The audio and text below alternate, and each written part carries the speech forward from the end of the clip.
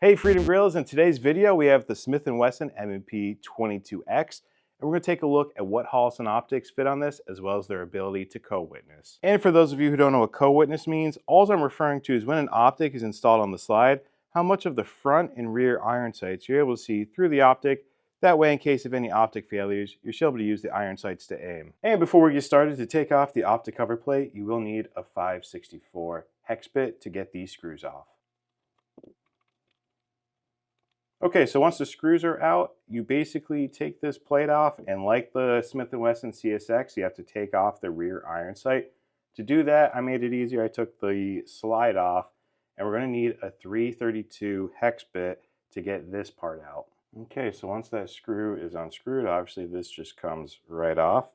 And the one thing that Smith & Wesson did include in the package is it does have this like adapter base plate that you could put right here to cover up any of the gaps.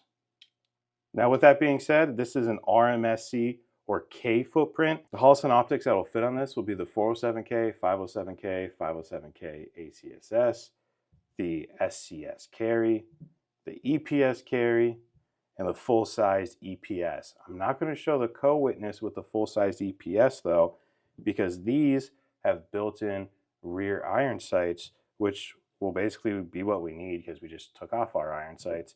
The EPS carry obviously does not have any rear iron sights built in, so it will not co-witness. And the last thing I want to mention about the slide is this is using 632 screws. If you need some, we have them at freedomgorilla.com.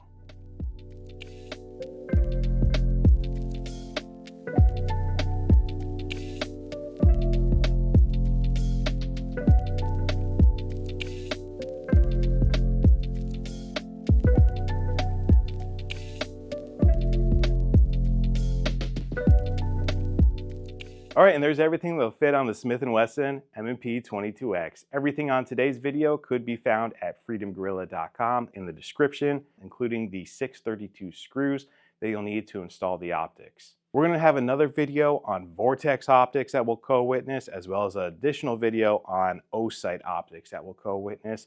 So stay tuned for those as well. If you want to learn more about the specific optics that were shown in today's video, I'll link a fitment guide in the description. That'll have all the information that you'll need to make a decision on what optic works best for you, or leave a comment asking any questions. And as always, thanks for watching. We'll see you on the next video.